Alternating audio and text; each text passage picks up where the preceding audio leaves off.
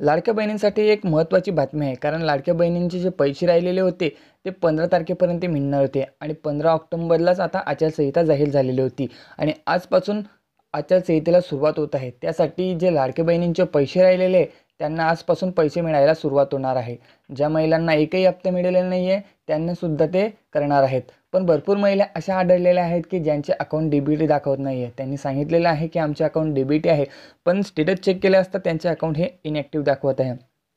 तर अशा महिलांना त्यांनी निर्देश दिलेले आहे, की तुम्ही आधी बँकेत जाऊन ते डी-बी-टी करून घ्या किंवा तुमचे जर दुसरे बँके असेल तर बँकेत ते खाते तुम्ही चेक करून घ्या. म्हणजे तुमचे पैसे पडायला तुम्हाला अडचण होणार नाही. सोबतच लाडकी बहिणींना दिवाळी बोनस हा जाहीर झाला होता. तर भरपूर महिलांना 3,000 रुपये खात्यावरती जमा करण्यात आलेले आहेत. पण काही महिला अशा आहेत, की त्यांना 3,000 रुपये हे मिळालेले नाही आहेत आणि काही महिला असे आहे, की त्यांना ते 7,500 रुपये तर मिळालेच आहे. सोबत त्यांना दिवाळी बोनस मिळालेला नाही आहे. त्या पार्श्वभूमीवरती सरकारने अजून 6वा आणि 7वा हप्तासुद्धा जाहीर केलेला होता. म्हणजेच नोव्हेंबर आणि डिसेंबरचे पैसेसुद्धा त्यांना सांगितलेले होते, की ते सुद्धा त्यांना मिळणार आहेत. पण काही महिलांना ते मिळालेले नाही आहे. त्याचीसुद्धा अपडेट आपल्याकडे आहेत. कारण आचारसंहिता लागण्यापूर्वी सरकारने जाहीर केले होते, की दोन्हीही हप्ते आम्ही त्यांच्या अकाउंटवरती जमा करणार आहेत आणि भरपूर ठिकाणी महिलांच्या खात्यामध्ये ते पैसे आलेसुद्धा आहेत. असं नाही आहे, की सर्वांना पैसे मिळत नाही आहे. पैसे मिळणार आहेत. भरपूर महिलांना हे पैसे मिळालेले आहेत व काही कारणास्तव काही महिलांचे पैसे राहिलेले आहेत. तसेच अदिती तटकरे यांनी सांगितले आहेत, की जे हप्ते आहेत त्याची रक्कम आपल्याकडे आलेली आहेत आणि ती लवकरच निर्गमित करण्यात येणार आहे, अशी सुद्धा माहिती त्यांनी दिलेली होती. त्यामध्ये विविध योजना राबवल्या जात आहे, जे की आतापर्यंत राबवलेल्या नव्हत्या. जसं की पिंक रिक्षा झाले किंवा मोबाईल गिफ्ट झाले. अशा योजना आणि लाडकी बहीण योजना ही सर्वात लोकप्रिय असलेली योजना आहेत. तर लाडकी बहीण योजनेचा भरपूर महिलांना लाभ हा मिळालेला आहे आणि ज्या महिलांना लाभ मिळाला नव्हता त्यांच्यासाठी ही तारीख वाढवण्यात आली होती. जर तुम्ही अजूनपर्यंत फॉर्म भरलेला नसेल तर तुम्हाला आज फॉर्म भरून घ्यायचा आहे. कारण आज लास्ट डेट आहे. त्यानंतर तुमचा फॉर्म हा भरला जाणार नाही आहे. त्यामुळे तुम्हाला लवकरात लवकर हा फॉर्म भरून घेणे अत्यंत आवश्यक आहे. तरच तुम्हाला ते पैसे हे मिळणार आहे. आता महिलांचा प्रश्न असा असेल, की आम्ही आज फॉर्म भरू तर आमचे पैसे कधी मिळणार आहेत? तर त्यांचे पैसे निर्गमित करण्याचे सुद्धा आदेश जाहीर केलेले आहेत. तुम्ही जर आज फॉर्म भरला आणि तुमचा फॉर्म जर अप्रूव्ह झाला तर लवकरच तुमच्या खात्यावरती जे पैसे आहे ते सर्व हप्ते ते जमा करण्यात येणार आहे. सोबतच शिंदे सरकारने सांगितलेलं आहे, की त्यांची जर सरकार अजून कंटिन्यू राहिली तर लाडकी बहिणींचा जो हप्ता आहे तो त्यांना वाढवून दिला जाणार आहे आणि ही बातमी खरी आहे. कारण आतापर्यंत कुठलीही सरकार अशी नव्हती, की ज्यांनी आश्वासन दिले आणि ते पूर्ण केले होते. पण शिंदे साहेबांचं सरकार असं आहे, की त्यांनी जे आश्वासन दिलं ते पूर्ण करून सुद्धा दाखवलेलं आहे. तर याच पार्श्वभूमीवरती काँग्रेस आता एक नवीन जाहीरनामा प्रस्ताव करणार आहे. तर तो आज जाहीर करण्याची त्यांनी घोषणा केलेली आहे. तर यामध्ये त्यांनी सांगितलेले आहे, महिलांना प्रतिमाह 2,000 रुपये देणार.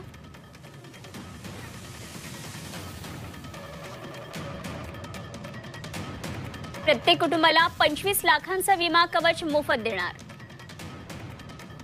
बेरोजगारांना महिन्याला 4,000 रुपये देणार. शेतकऱ्यांना 3 लाखांपर्यंतची कर्जमाफी देणार. की महिलांना प्रतिमाह 2,000 रुपये देणार.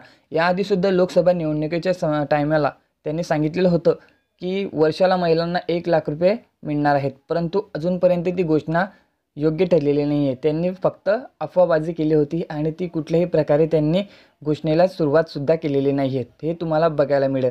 सोबतच शिंदे सरकारने त्यांनी सांगितलेलं होतं, की आम्ही लाडकी बहिणींना पैसे देऊ. तर त्यांना ते पैसे त्यांनी जाहीर केल्यानंतर फॉर्मसुद्धा भरले गेले आहेत. सोबतच अजून एक त्यांनी प्रस्ताव सांगितलेला आहे काँग्रेस सरकारने, की महिलांना एस-टी प्रवास मोफत देणार. पण एस-टी प्रवास मोफत देणार म्हणजे नेमकं काय? तर तुम्ही बघू शकता, की शिंदे साहेबांच्या सरकारमध्ये त्यांनी एस-टी प्रवास महिलांसाठी आधीच फुकटमध्ये केलेला आहे. तर ज्या वृद्ध महिला आहेत आणि त्यांना तो प्रवास आहे तो फुकटमध्ये असणार आहेत. सोबतच ज्या महिला आहेत त्यांना प्रवास हा 50% आहेत. म्हणजे त्यांना फक्त अर्ध भाडं भरावे लागते. तर त्यांनी सुरुवातसुद्धा केलेली आहे. पण काँग्रेस सरकारने फक्त सांगितलेलं आहे, की आम्ही तुम्हाला एस-टी मोफत देणार आहोत आणि हेच ते सरकार आहेत, की प्रत्येक वेळेला या सरकारवरती टीका करत आहे, की लाडकी बहिणींना तुमच्याकडे देण्यासाठी पैसे कुठून येतात. तर आमची सरकार आल्यानंतर आम्ही या सर्व योजना बंद करणार आहोत. जसे की लाडकी बहीण योजना झाली आणि त्यांनी सुरू केलेल्या वीज बिल माफक योजना झाल्या. विविध योजना झाल्या ज्या सरकारमार्फत राबवलेल्या होत्या. तर शिंदे साहेबांच्या सरकारतर्फे राबवण्यात आलेल्या सर्व योजना आम्ही बंद करू असे आश्वासन उद्धव ठाकरेंनी आता आझाद मैदानावरती सांगितलेलं होतं आणि आता हे असा जाहीरनामा प्रस्तावित करत आहेत, की आम्ही आता नवीन योजना आणत आहोत. तर हे कुठल्या प्रकारचे योग्य रीतीने झालेले आहेत हे तुम्ही आता बघू शकतात. कारण हे फक्त घोषणाबाजी करत आहेत, ते फक्त निवडणुकीसाठी. आणि 1-2 दिवसाआधीच यांनी सांगितलं की शिंदे सरकारने सुरू केलेल्या सर्व योजना आम्ही बंद करू आणि आता जाहीरनामा करत आहेत की आम्ही नवीन योजना सुरू करू. आता तुम्हाला काय योग्य वाटते ते मत तुम्ही तुमचं मांडावे. त्यानंतर यांनी सांगत आहेत की प्रत्येक कुटुंबाला 25 लाखाचा विमा कवच मोफत देणार. याआधीसुद्धा शिंदे सरकारने म्हणा किंवा पंतप्रधान मोदी यांनी जो विमा आहे तो जाहीर केलेला आहे, जो की 5 लाख रुपयाचा आहे. तर प्रत्येकाला तो विमा भेटत आहे आणि त्यासोबत हे सांगत आहेत की आम्ही तुम्हाला विमा देऊ, म्हणजे जे आधी गोष्ट आहे तेच आम्ही तुम्हाला देऊ, असं त्यांचं म्हणणं आहे.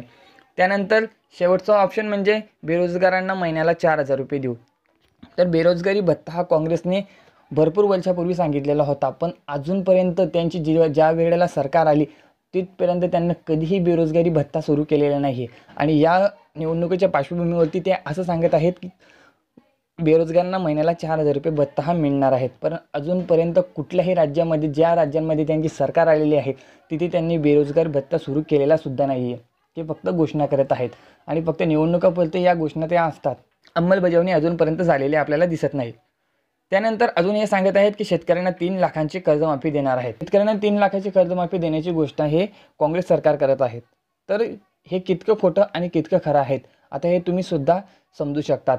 कारण राज्यामध्ये BJP आणि शिंदे साहेबांची जी सरकार आहे त्यांनी सांगितलेलं आहे की वीज बिल माफी हे 5 वर्षापर्यंत असणार आहेत. आणि मागच्या वेळेला जेव्हा यांची पहिल्यांदा सरकार आली होती त्यावेळेला त्यांनी जी कर्जमाफी ती केली होती. तर आता तुम्ही बघू शकता की यांची सरकार आल्यानंतर अशी कुठलीही घोषणाबाजी केली नाही किंवा काहीही केलेलं नाही आहे.